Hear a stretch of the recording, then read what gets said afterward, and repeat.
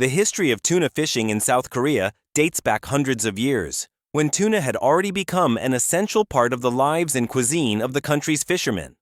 However, commercial tuna fishing truly began to flourish in the 20th century, as South Korea opened up trade with Western countries and developed modern fishing techniques. In the 1950s, South Korea started using larger fishing vessels and adopted advanced technologies such as trawling and longlining, enabling tuna to be caught on an industrial scale. This development helped South Korea become one of the world's leading countries in tuna fishing and consumption.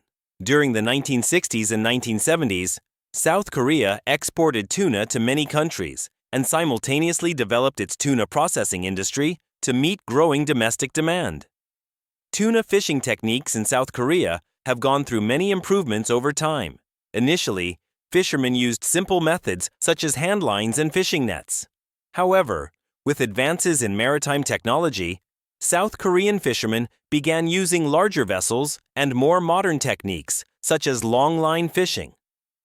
Longlining is an effective method for catching tuna in deep and offshore waters, where large tuna species typically live. Compared to long lines, trawling nets allow for catching large quantities of tuna in a single haul, enhancing production efficiency and economic benefits. Recently, South Korea has also adopted satellite positioning and tracking technology in tuna fishing, helping fishermen pinpoint the exact location of tuna schools in the ocean. This technology not only boosts catch volumes, but also helps preserve tuna resources and prevent overfishing. In the tuna fishing industry, the two most common methods are longlining and Percy seining. Each method has its own advantages and disadvantages, and is usually chosen based on the type of tuna targeted and the specific ocean conditions. Longlining is a traditional method but is still widely used. This method involves a main fishing line with many branch lines, each equipped with a hook at the end.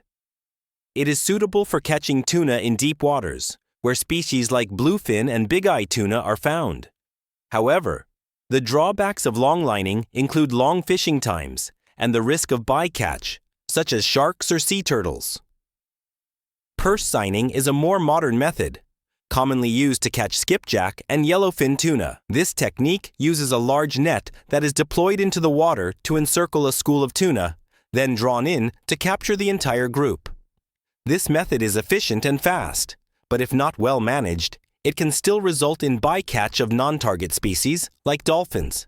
After being caught, preserving the freshness of tuna is crucial to ensuring product quality. Tuna is typically chilled immediately on the vessel using ice or flash freezing technology at 60 degrees, allowing for long-term storage without compromising freshness.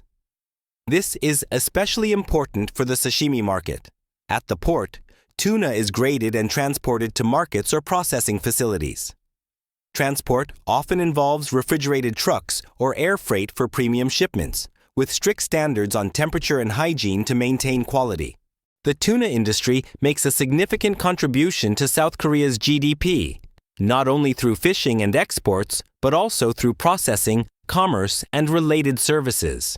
Tuna products account for a large portion of South Korea's seafood exports, especially processed products like sashimi and canned tuna.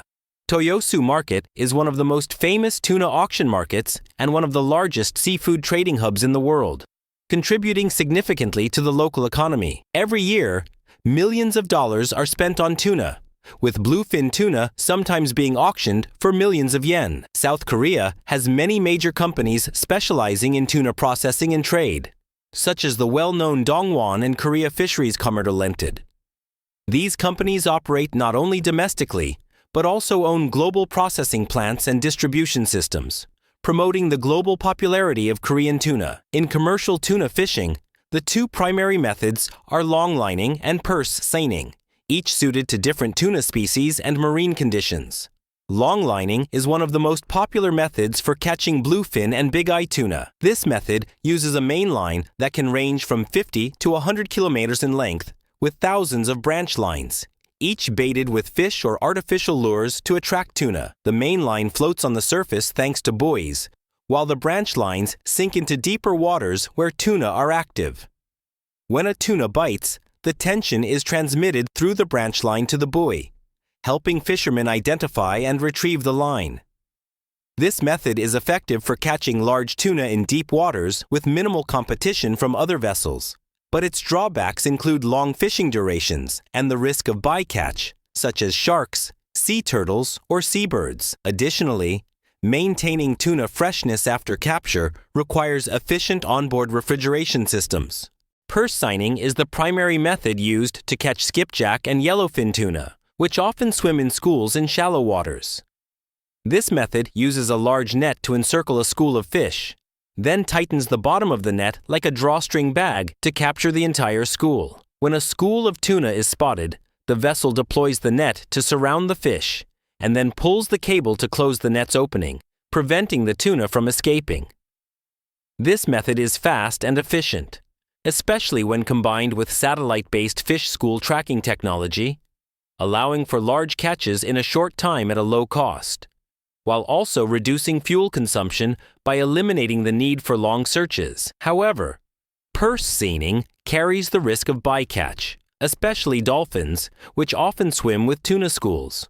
Although mitigation measures such as dolphin-safe devices have been implemented, the risk still exists. Additionally, in some regions, overfishing may lead to the decline of tuna populations. Pole and line fishing is a traditional and sustainable tuna fishing technique that has been used in South Korea and the Pacific Island nations for centuries. This method is considered environmentally friendly, with minimal impact on non-target species, and helps preserve tuna resources. In this method, each fisherman on the boat uses a simple pole, hook, and bait to catch tuna. Typically smaller and medium-sized species like skipjack and yellowfin tuna, which swim near the surface. Fishing vessels usually use live or artificial bait to attract tuna to the surface. When the school gathers near the boat, fishermen use poles to catch individual fish.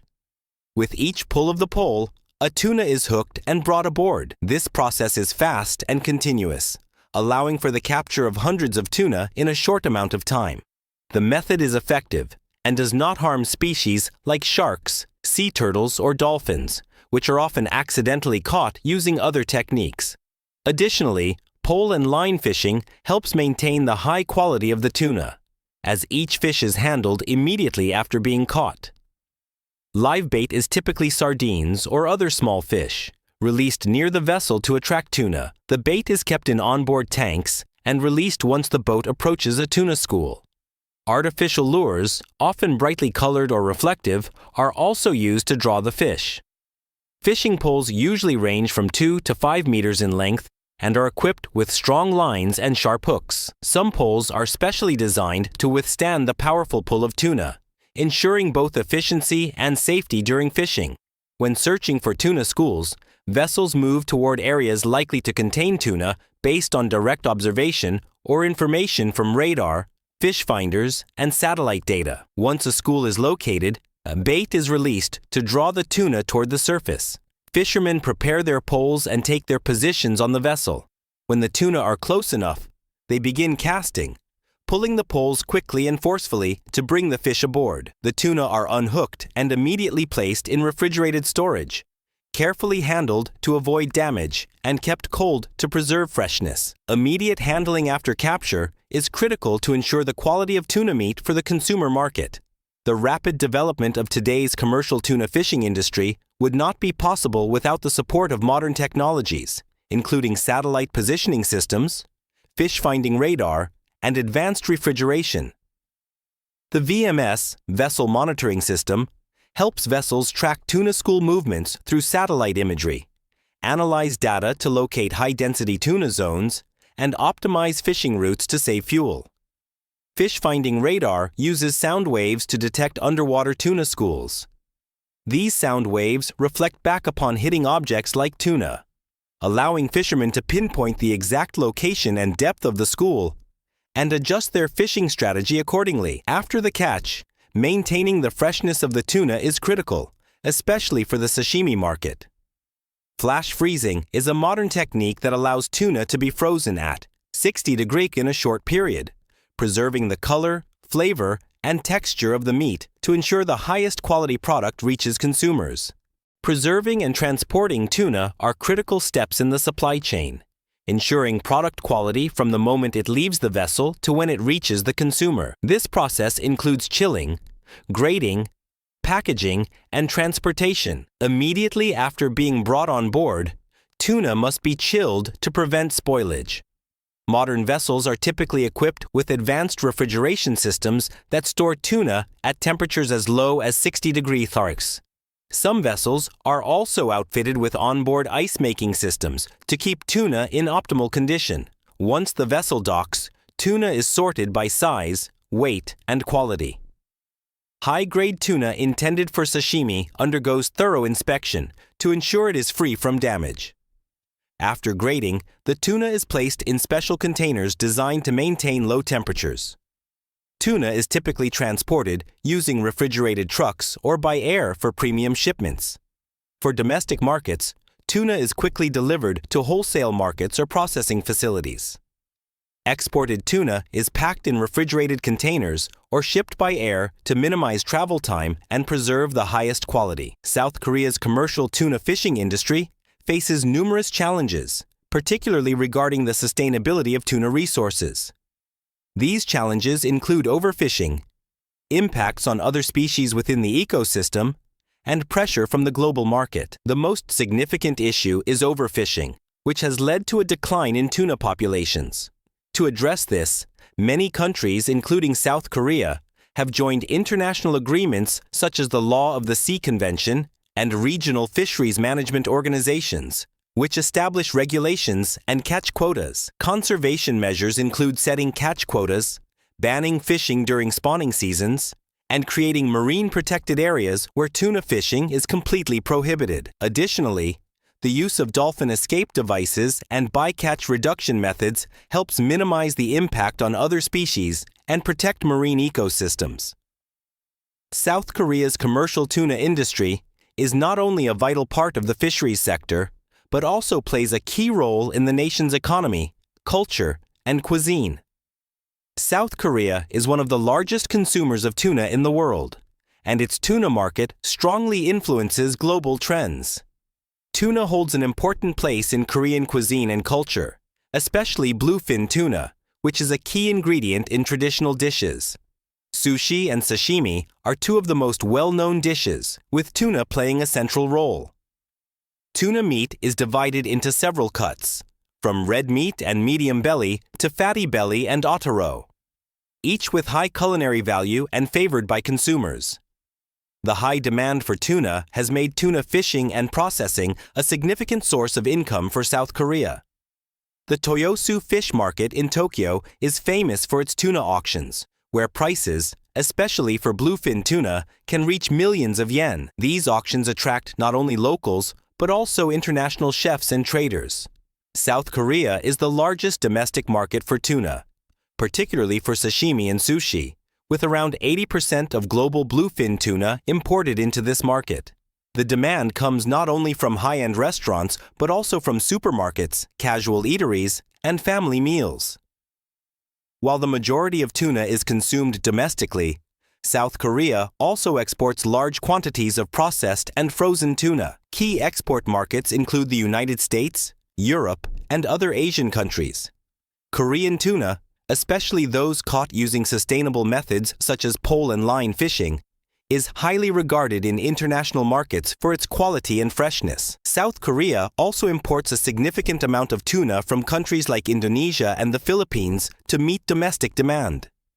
However, this supply is affected by climate change, overfishing, and international tuna fishing regulations.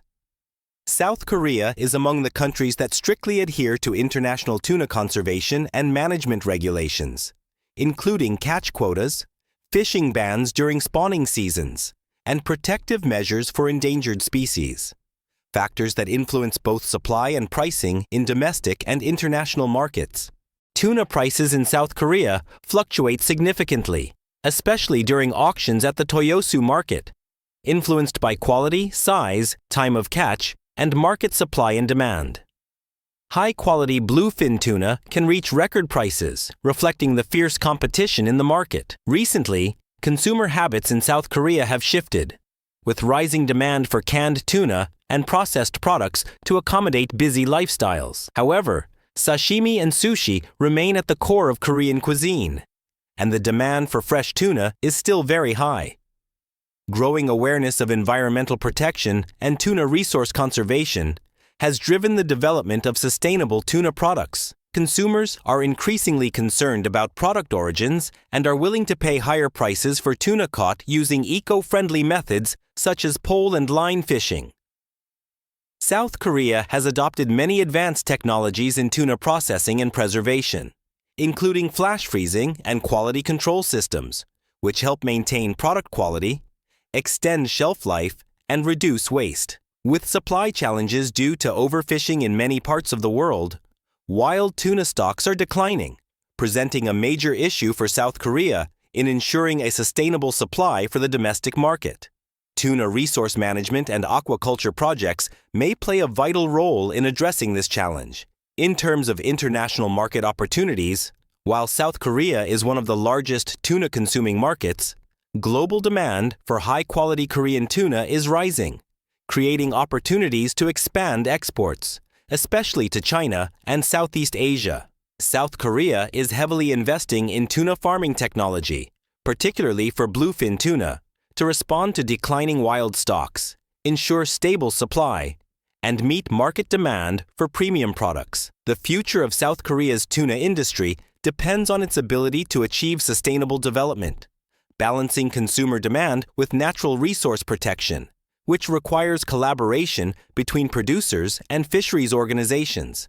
Technological innovation will be key to helping South Korea remain a leader in enhancing product quality, improving processing and preservation methods, and developing new products that meet evolving consumer preferences. To adapt to the global market, South Korea must adjust its strategies in response to changes in quality standards and trade regulations. Expanding exports and exploring new markets will be essential elements in the country's strategy for developing its tuna industry. South Korea's commercial tuna fishing industry not only reflects the importance of tuna in cuisine and culture, but is also a complex and challenging economic sector. With a combination of tradition, modern technology, and a commitment to sustainability, South Korea's tuna industry has the potential to continue growing strongly, meeting domestic demand while expanding into international markets. Tuna processing is a complex procedure requiring the integration of advanced technology and strict quality control to ensure the final product meets the highest standards. The process involves several stages, from receiving raw materials, processing, packaging, to storage and distribution of the final product. The tuna processing journey begins with the receipt of fresh tuna from fishing vessels or suppliers. Tuna must be transported and stored under cold conditions near 0°C to preserve freshness and prevent bacterial growth. Upon arrival, the tuna undergoes thorough quality inspection based on size, weight, meat color, odor, and freshness. Fish that do not meet the standards are either discarded or processed separately. After inspection, the tuna is washed with cold water to remove dirt, bacteria, and surface impurities, ensuring food safety in the subsequent steps. The fish is then gutted and eviscerated, with the head and internal organs, typically not used in processing, sometimes repurposed for fertilizer or byproducts. After gutting, the tuna is filleted to separate the meat from the bones. This step requires advanced technology to maximize yield without damaging the meat structure. The filleted tuna is then graded by quality, including red meat and fatty belly cuts. Depending on the market and customer requirements, the tuna is processed into various products, such as fresh tuna, frozen tuna, canned tuna, or value-added items like tuna salad or sushi. Fresh tuna may be sliced or kept whole, then chilled or flash frozen. Flash freezing technology is used to preserve the freshness and nutritional value of the tuna meat.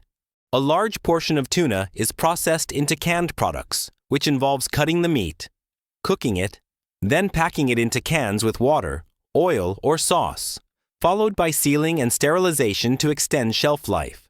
Tuna is also processed into sashimi, sushi, or ready-to-eat dishes such as tuna salad, typically made to order and with a shorter shelf life compared to frozen or canned products. After processing, tuna is packaged according to the specific product type. Packaging is designed to be visually appealing, convenient, and protective against environmental factors such as light, air, and moisture. Fresh and frozen tuna products are often vacuum sealed to preserve freshness and prevent oxidation. During processing, product samples are tested for microorganisms to ensure they are free of harmful bacteria such as Salmonella, Listeria, or E. coli, in compliance with national and international food safety standards. Each batch is also inspected for color, flavor, and firmness to ensure the highest quality. Products that do not meet the standards are either discarded or reprocessed. Tuna processing plants must adhere to strict hygiene regulations. Processing areas, equipment, and tools must be regularly cleaned and sanitized to prevent cross-contamination and ensure food safety. After processing, tuna products are stored in cold storage to maintain quality before distribution. Storage temperatures must be tightly controlled to avoid spoilage or loss of nutritional value. Processed and preserved tuna products are distributed to supermarkets, restaurants, and exported overseas. The distribution process requires precise control over timing and transportation conditions, especially for fresh and frozen products. One essential technology in tuna processing is flash freezing, which quickly freezes the tuna meat, protecting cell structure and maintaining overall quality. At the end of the video, don't forget to like, share, and subscribe. See you in the next video.